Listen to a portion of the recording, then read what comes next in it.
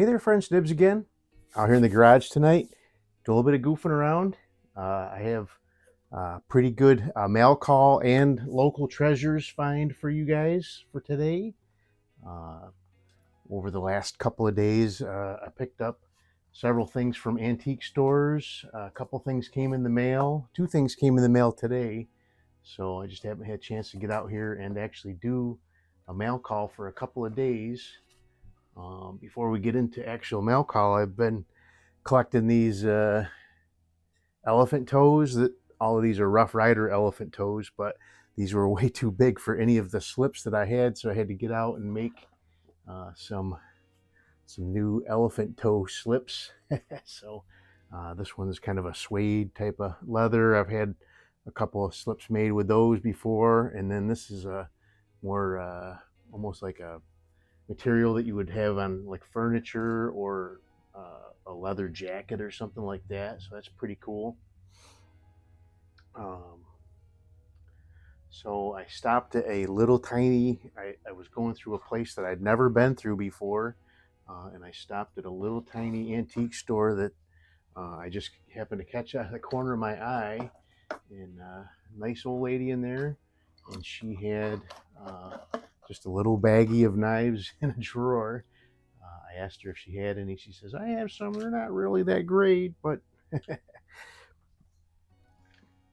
I ended up buying all four of them for $50. And no particular order. I'll save the best one for last. But so I got this little camper knife here. This one's one of those Jowica Ireland camp knives. Nothing special about it. I did put a little bit of oil on there. It was pretty stiff, but she's clicking pretty good now. But pretty neat. Got a corkscrew on there. I think I've got a couple more of these Jowicas. And then next is one of these little tiny easy open knives. Actually, I was watching video with another knife channel called Dirty Old Patch, and he unboxed like 6 of these. But this guy's pretty cool. Not much action on the main blade, but I did look up the patent number on this, and the patent number is associated with Imperial. So that's a really the patent was applied for in 35, approved in 36. So and then it was expired in the 50s. So that knife with the pattern on it still, or patent on it, would still probably date from probably the 30s or 40s. So this one looks pretty cool on this side. But this is a Colonial camp knife. Not in too bad a shape, needs a good cleaning. The blades actually snap pretty good, at least on the open, but it is missing the entire so that would be the pile side. So I think I have several of these in my to be repaired and cleaned up box. So either this one will be used for parts for those, or if I can find one complete side with a, because this black scale on this side is really nice. So it needs a scale and a bail. So I kind of consider this knife to be worth at least $50.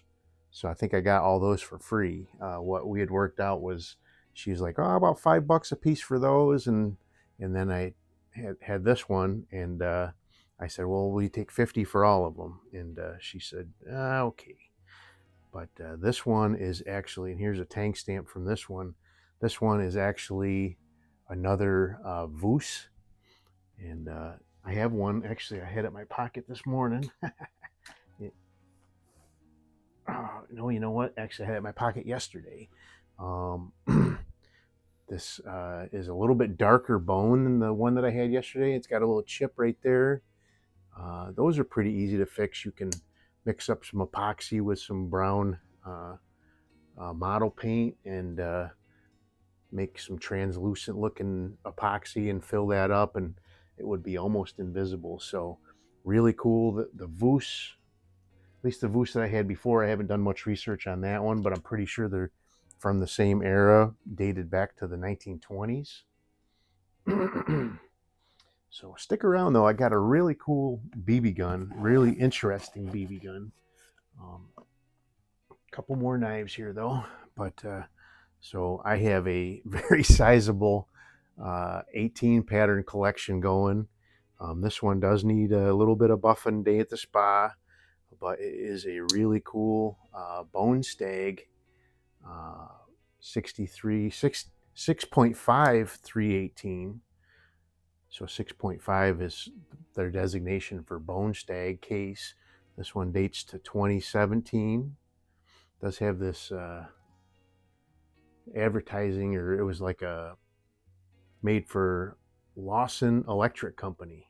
So, but really nice shape. All overall, just needs a little bit of buffing on the bolsters. They're a little bit scratchy, but overall, nothing wrong with that at all. So I learned something. I was watching another knife channel. I don't remember which one it was, but he had talked about using a infrared light to test your test your knives, whether they're a bone or a synthetic. And these aren't good examples because those ones are actually fluorescing. But so let's see, is this, that one's bone. So this is a Utica Cutmaster. No, it's actually just a Utica. But you see how the undyed part of the bone is fluorescing there? And you can see it also on, I don't know how well it's showing up, but you can see it on this old Voos. The ends and the sides where it's not dyed are fluorescing. So I had this is why I wanted to show you this. I had this case 60, I think it's a 62. This one's a 62, not a 61, 62048.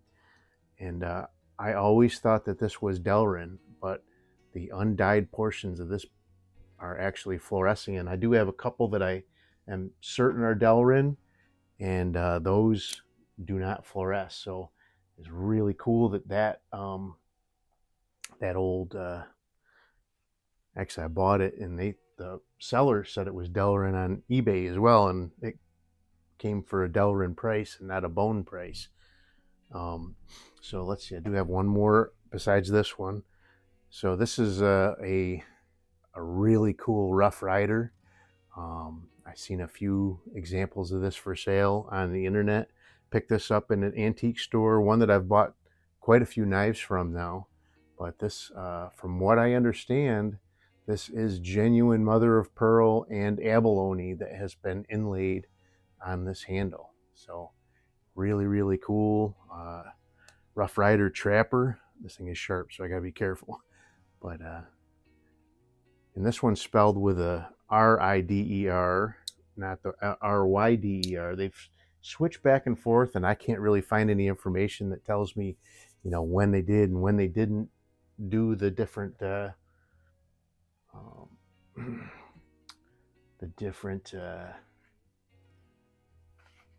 spellings. Now this last knife is a really cool one.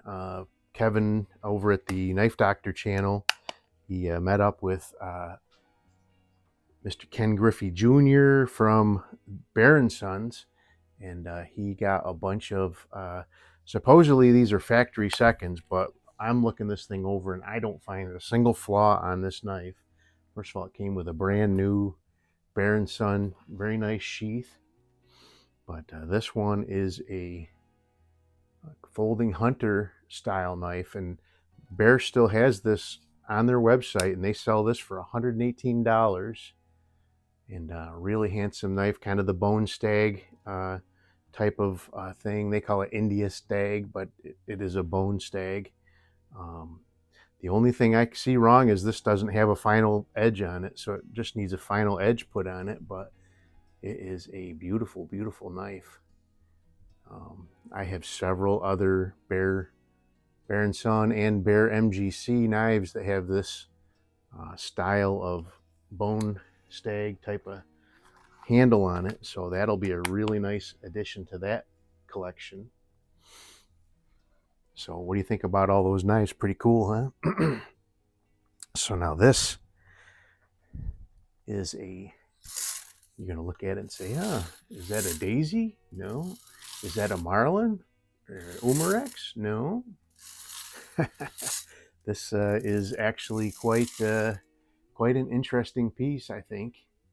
This is actually labeled as a Hunter Hank, and the side is labeled Hunter Hank Special Edition, and I am not sure if that's some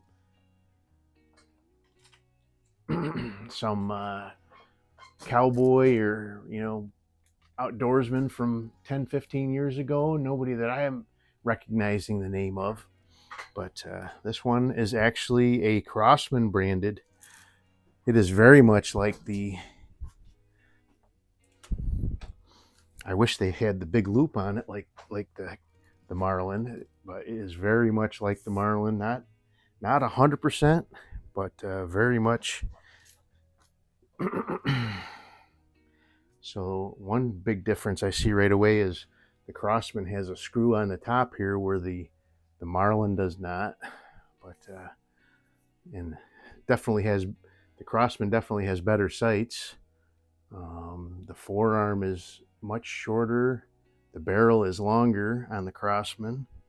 The length of pull is longer on the Marlin.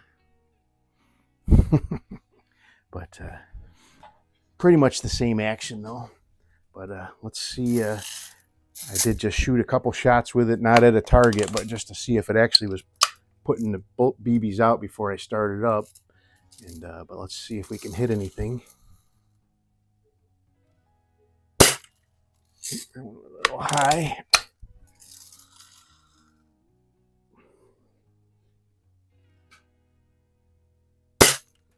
Oops, still a little high, but so I've still got 2 steps on the adjuster here.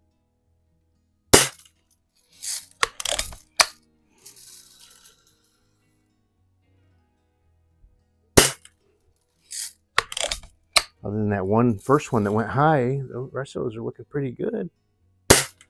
Oh yeah, look at that. So I did see one video where a guy had one of these and he shot a group that was like 6 inches at 10 yards. That's definitely looking a whole lot better than that.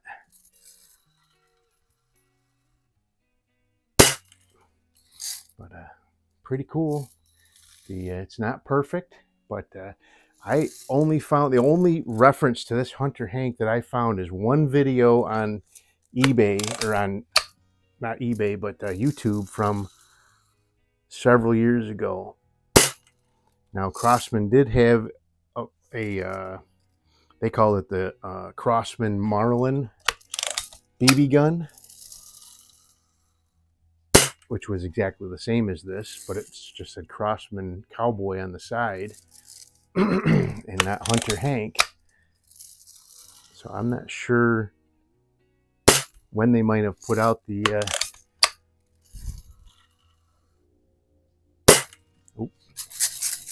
got the old didn't feed thing going on there. Huh. There it goes. That's grouping pretty good. So we'll definitely be putting this up against our Red Riders and stuff we got out here, and the Marlin. But that's pretty cool. If you guys know anything about the Hunter Hank, these were produced. Well, the Crosman Cowboy was produced about 2010. I don't know when they discontinued them. I'm reading this manufacturer number on the side here. It looks like this one might date to 2015, so about 11 years old now. Hard to argue with that. If I can shoot like that, this thing's going to be a can cutting machine. So anyway, pretty cool stuff. Hope you guys like the video. Got to get running to music practice. Hope you guys liked the video. Till next time, have a great day.